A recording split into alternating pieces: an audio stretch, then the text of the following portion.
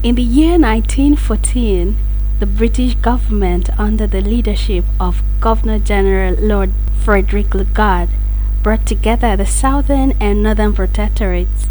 From this union, a nation was born, Nigeria. 65 years ago, this country gained her independence. What was once called a forceful marriage in 1914 gave rise to the birth of our dear nation, and after decades of struggle, the labors of our heroes past eventually culminated in political freedom in 1960. Now, 65 years down the line, another anniversary of our independence is here. To mark this moment, the OECS team took to the streets of Ondo to hear directly from the people, citizens sharing their thoughts on Nigeria's growth and journey so far. Although because of privacy, some of our respondents chose to remain anonymous. Things change better, but not too much. Òmìnira sí àgbà, dídá tó dáa, àìdáa ló pọ̀ jù. We are developing in sin every moment, every day. There is no thing, but that new thing causes sin. Everything high every day. A lè sọ pé a gba òmìnira. Èmi ò rí òmìnira kan tá a gbà is òmìnira. Mo bẹ̀ Ọlọ́run kí Ọlọ́run mú everything change to better for Nigeria. So I beg God to change everything to better for Nigeria. And we too have to serve. We have to help ourselves. We have to help ourselves if we want to make things better. Then àwọn olórí wa náà, ó gbàdúrà k'Ọlọ́run kó wọnú wọn. Ẹ̀mí ìbẹ̀rù Ọlọ́run kó wọnú wọn. Come bọ̀ sípò. God can change everything to better. And God that made everything better in Samaria will make everything better in Nigeria for us in Jesus' name. Amen. Generally, people just talk about pride, but I don't think people understand the meaning of it, especially when we are talking about pride towards one's country. Because before you can speak of pride, you have to think of tangible things that the country has given you. Yeah, for example, social amenities. Yeah, education. Most of us have to pay a lot of money for education, and at the end of it, there's no work available anyway. Yeah, healthcare. We spend millions of naira, and we get inferior healthcare. So anyone that ends up in a hospital now is just by miracle they survive. Yeah, education. I've said that. Okay, maybe infrastructure. The infrastructure is poor these days. If you build a house in Nigeria, it's just by extreme miracle. Yeah, I remember someone was saying the other day that he built a house of 25 million. He says it's the grace of God. It's not supposed to be the grace of God to build a house of 25 million. But at the end of the day, if you consider what we are earning compared to what we want to build, it's definitely the grace of God. So if we speak of pride, compared to the pride that you would have, say, if you are an American citizen or a UK citizen or a citizen of a good country, really. Even in South Africa, really, you will see that there's not much pride. But just for the sake of argument, one can say, okay, yes, I'm proud of being a Nigerian. Diversity is a great thing. It's always been a great thing. We can't all be the same. If we're all the same, the world will not be interesting. You can say there are millions of tribes in America, and still there's progress. So diversity is never going to be a problem, and that's not supposed to be a problem. But I think what we have here in Nigeria is that we focus too much on our differences, and we forget what makes us similar. So I can wake up to this morning, even if I was an identical twin, really, I can wake up and I see my identical twin and say, look, you know what, we are different. Or I can just wake up in the morning and tell myself, look, I've never met you before, I don't know you before, but the truth is, you want good education. So do I. You want good healthcare. You want good employment. You want reasonable infrastructure in the country. These are the things we all want. Every single one of us want it. And I think that's what we need to focus on. We don't need to focus on what makes us different. Yes, we're all different. None of us are the same. But if we focus on what makes us the same, I think there will be more progress. And then we also use our differences, because the truth is, in Nigeria here, we have, let's say, mainly maybe Hausa, Yoruba, and Igbo. All of us all have our strengths. Let us bring our strengths together. Let us use our strengths collectively, and there will definitely be progress. So diversity is never going to be a problem unless we want to make it a problem. So if you look at Nigeria over the past 65 years, you see that we have not improved. Yes, individually we've improved. Yeah, some people have become more rich. There Dangote was not around 50 years ago. Now he is here. And Otedola was not as rich as he is and all that. There's individual progress.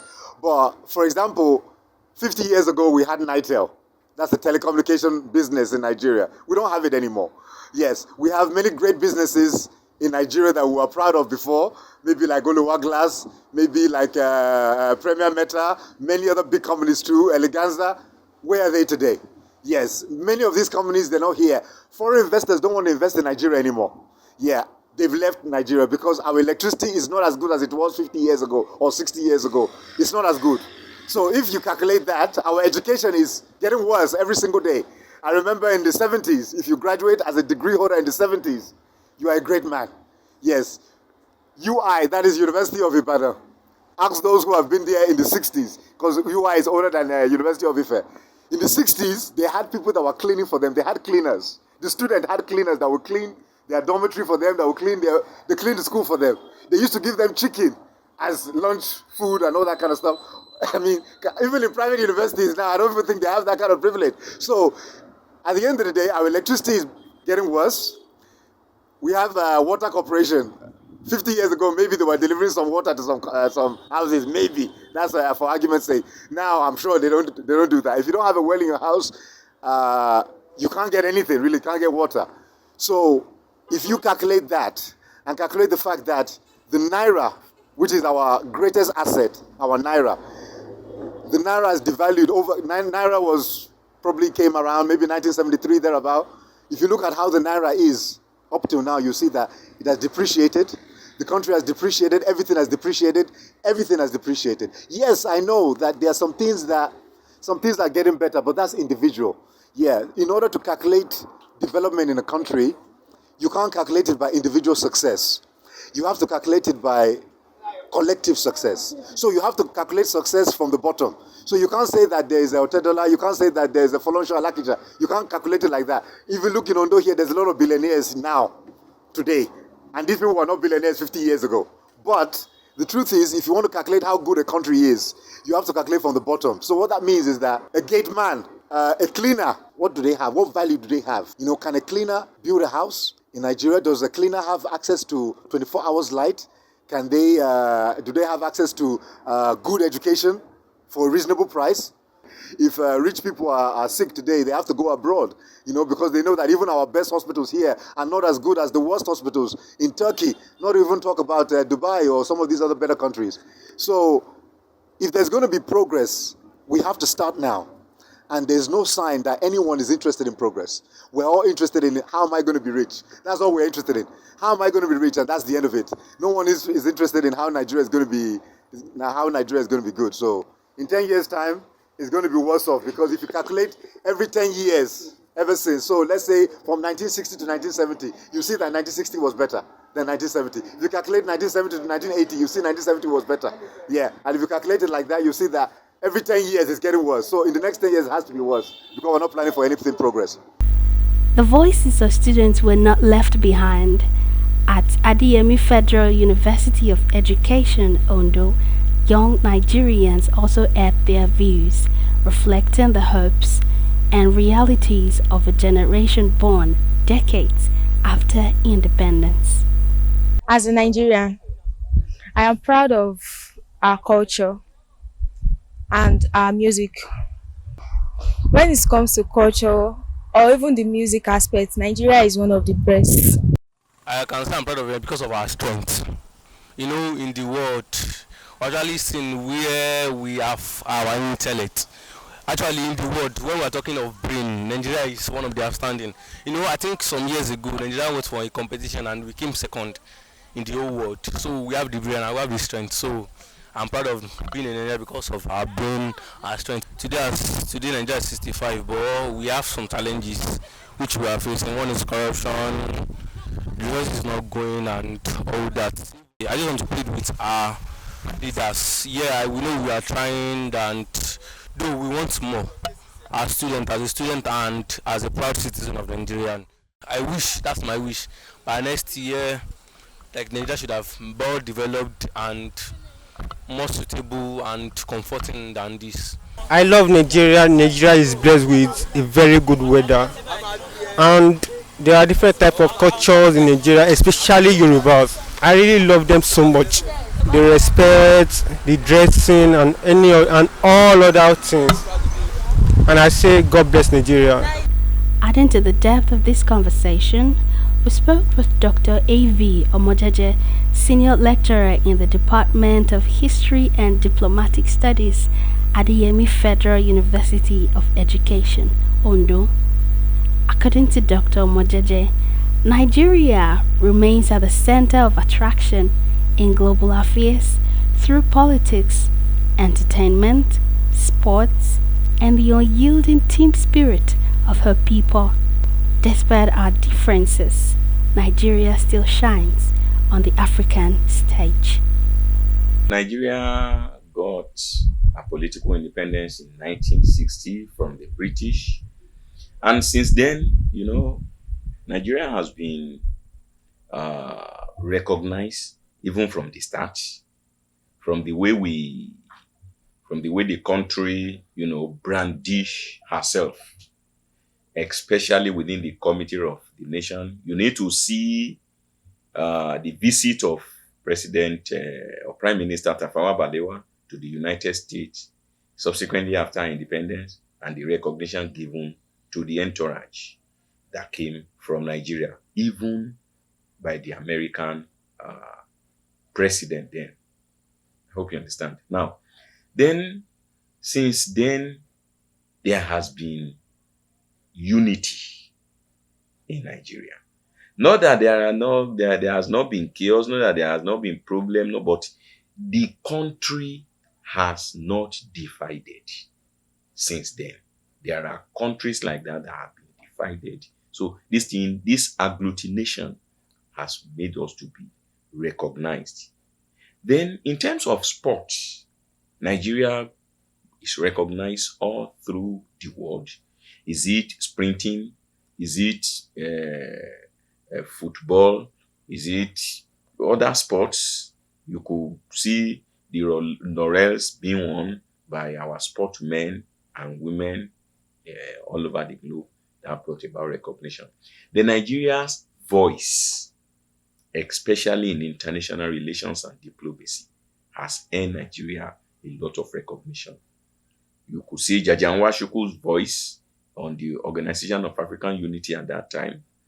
You could see at a point in time, Obasanjo became a very big voice, even in Nigeria, a friend to President Jimmy Carter of America at that time. And there was a time he was made chairman of presidents of the world at the time.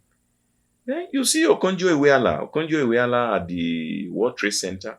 He's a woman of notable recognition.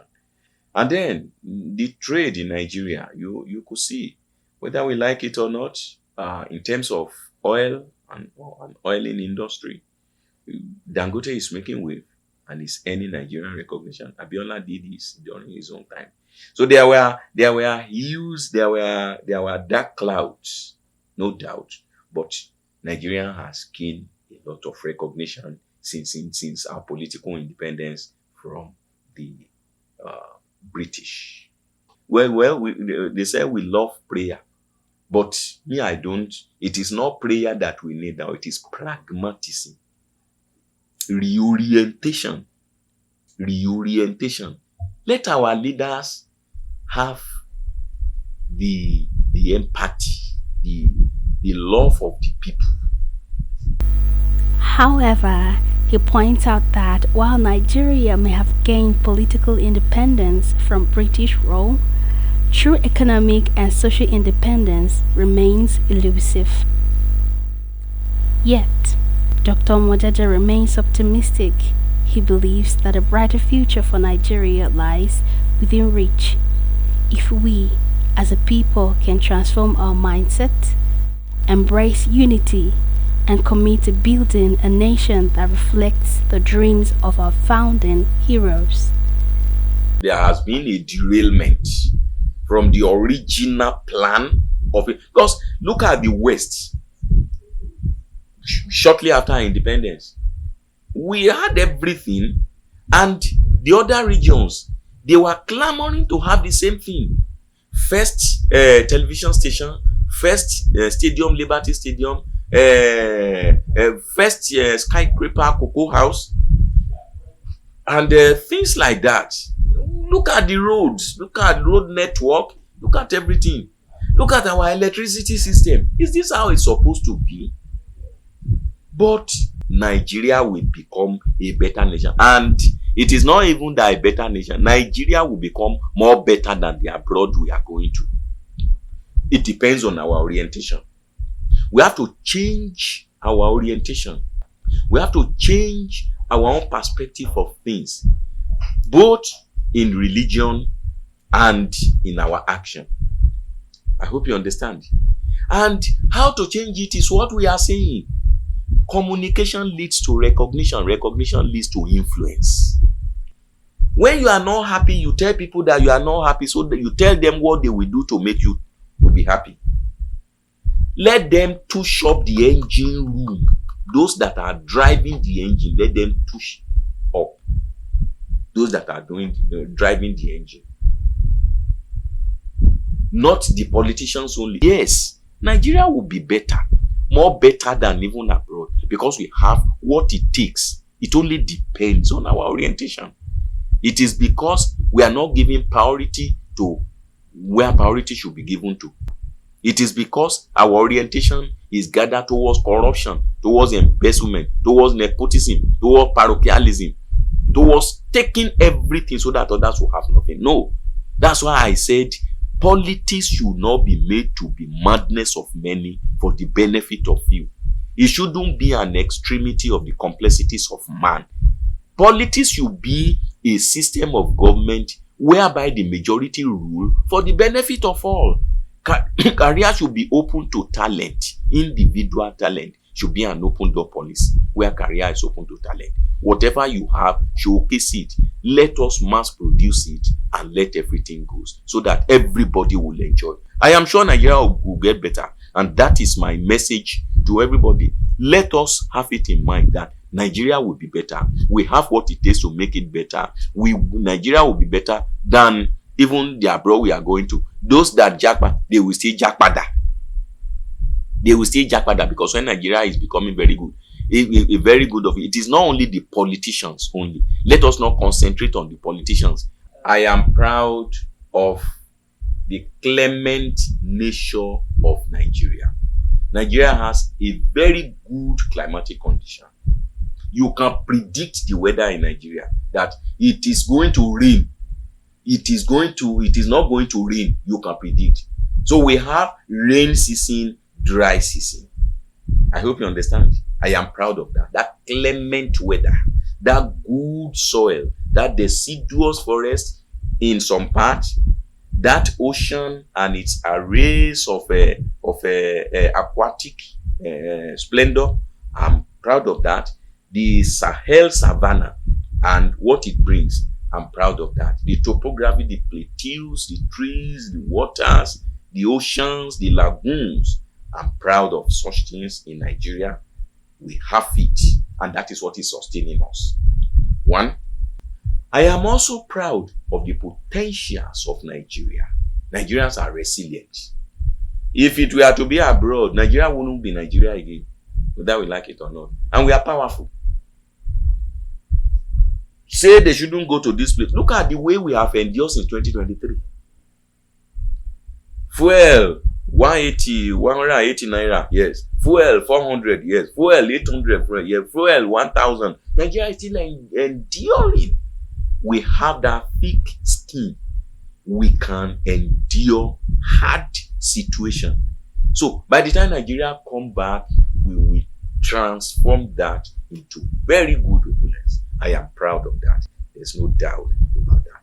And I wish that our leaders realize, our leaders now and our leaders that will be. I hope you understand. I am also a leader. You are also a leader. I am talking to myself. I am talking to all, because those of us that have not been at the forefront of Nigeria's leadership today will be there. I am hopeful that I also will be there, and I will contribute my quota to the development of Nigeria and mankind. My children also will be there. Your children also will be there, because some have been there, some have not been there. We are aspiring to be there, and some are children. That is why they said the youth of today are the leaders of tomorrow. I hope you understand. So I am wishing us that we change our orientation for the better. We let our perspective be a situation whereby we will do good to people, so that the good nature of Nigeria will be transformed into what will make life better for us. To provide further perspective, veteran journalist Professor Duyile shared his first-hand experience. As a young reporter, he covered the event of Nigeria's independence in 1960. He also witnessed and reported on the nation's first military coup and the dawn of military governance that followed. There are many things that we have to think about. You see, let me take you back to before independence. We have five distinct periods before independence. The 1914 period, when Nigeria was amalgamated. The two Southern and Northern Protectorates. The two protectorates, Northern and Southern, 1914, by Lord Lugard. Yes, sir. 1922, there was a constitution. 1946, there was another constitution. 1954, there was another constitution. 1956, there was another constitution. 1959, we had the Independence Constitution, which was decided in London after the Constitutional Conference. So we had enough opportunity to organize ourselves with all these constitutions. And I will veer into another area of that development, because we started with parliamentary democracy, which was all right before it was interrupted and terminated by a military coup in 1966. And series of military coups that happened, I would say, took us backwards, many years. And we are still in that problem, because we operated military dictatorship for so long that we were diverted from pursuing democratic administration. Now, when they left, they created a lot of cultural iniquities, so will I say. Yes, because they bastardized the economy, they introduced corruption, because they awarded contracts that were never performed. And then the ones that were performed were inflated, and they made a lot of money into their own purse. Many of them. In fact, I think there's no exception. I can say that. The military government was a cause, and it was a retardation for this country. Having said that, when we returned to civilian, the democratic rule, we had imbibed the culture of corruption. And with that state of corruption that we imbibed from the military, Nigeria became one of the poorest countries in the world, poverty-stricken population, and we started fighting corruption when we are supposed to be developing agriculture, developing fishery, developing the economy, developing all the other sectors. We exhausted our energy in fighting corruption that was planted by the military. A country that wants to develop economically and politically should not encourage military coups. And so our soldiers should stay in their barracks and work hard for national defense. If there's an invasion of Nigeria today, it is the job of the military to fight back. For Professor Duyile, these moments were not just turning points in history, but vivid reminders of the resilience of the Nigerian people. His words highlight the weight of our past struggles, the turbulence of our political journey, and the enduring hope that Nigeria can still rise and fulfill her promise. I've not seen any regret. I'm not regretting that Lord Lugard amalgamated the three of us, despite the fact that we're speaking different languages and different culture. This is not the only one. Look at China. They don't speak the same language. Japan, there are so many of them. The confederations that I have seen in politics, many of them are speaking different dialects, but they are coming together. What is important is not the differences between the individual units, but how to unite and make good use of those differences for the upliftment of the nation that we belong to. This diversity should be a sort of opportunity for us to be a stronger country. A stronger country. Divide and win? Yes, divide and win, not divide and fall. Because when we divide ourselves, Yoruba state, I'm a Yoruba man, I don't support Yoruba state. What is Yoruba state? You see, if we go different ways, we are creating problems for the future. In that case, the northerners will take visa to come to the south. We will be requesting for visa, applying for visa, and so on. Then we are not the same again. And if there's going to be war between them, who is going to lose, who is going to win? You can't rule out the incidence of war when a country is divided into three or four. You see, what I think is good for us now that to solve this problem, I am not a very good supporter of presidential system. The American presidential system that we have copied is very, very costly, very expensive, and it's creating a lot of problems for us.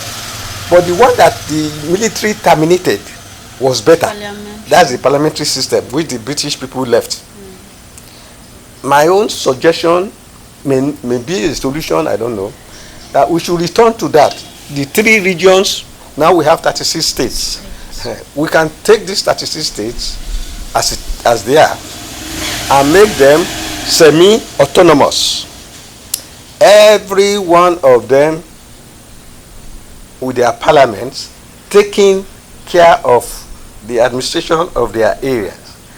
But we will have a bigger assembly, like the National Assembly in Lagos, where we will all meet there and discuss on security, take decisions on security issues, monetary issues, and what again?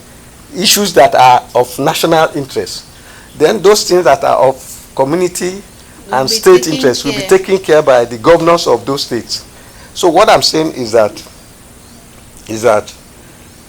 the states should be semi-autonomous. The states should be semi-autonomous. That is, every state having its own administration, ruled by the elected leader of that particular state. But at the end of the day, all of us should also meet nationally to discuss national issues, especially defense, security. That is very important. And finance. I mean, what I call national currency. Okay. All those issues can be discussed and handled at the center. Level. But all the other states should be semi-autonomous to carry out things that belong to them. I think if we do that, the people will have more confidence in us. They will have more confidence in Nigeria. And government will go back to the grassroots. And the grassroots people will benefit more than what they are benefiting now. Are they even benefiting anything now, the grassroots? They are always crying for more. But if they have their own government, like the local government that have been given a little autonomy by word of mouth, now I think they should actually carry out what the Supreme Court decided, that local governments should have their own bank accounts free from that of the state. The governor should not be doling out 200 naira, 400 naira, 5,000 naira to the local government chairman. They should have their own little autonomy, so they'll be able to take care of the grassroots. Look at the roads all over. It's the job of the local government. But if they don't have money, what are they going to do? But if you give them the autonomy to do that, then you are doing what I'm suggesting now, that the states should be autonomous. And their local governments should be also autonomous.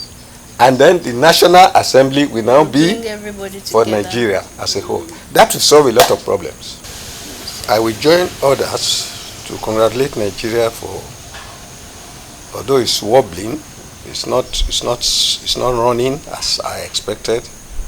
It's very slow, but that my northern colleagues, my northern people, my eastern people, my western people, we are still together, smiling at each other, doing business with each other, and expecting the better days ahead. That is my joy for this independence. It may not be translated into a big celebration that this is the Nigeria I want. The Nigeria I want has not come. Or shall I say the beautiful one has not been born. But for now, the problems notwithstanding, that we are Nigerians and that Nigeria is an entity, a political entity that is intact. That's my joy. That nobody, although there have been agitations for separation, some are saying we should separate. This is democracy, so anybody can express his or her views, as I'm expressing mine now. We are free to do that. But there should be no time that this country disintegrates into pieces. I won't love that. Even if I'm gone, if I'm in my grave, I will not be smiling at that. I will still want Nigeria to remain intact, to be Nigeria that was envisaged by the forefathers, the Herbert Macaulays, the John Payne Jacksons, the Dr. Azikiwe's, the Awolowos, and so on and so forth, the Rosiges. There are many of them.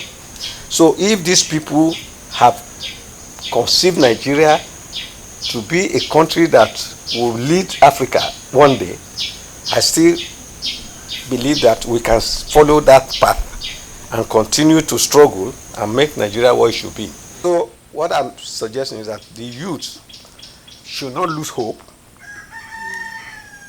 They said,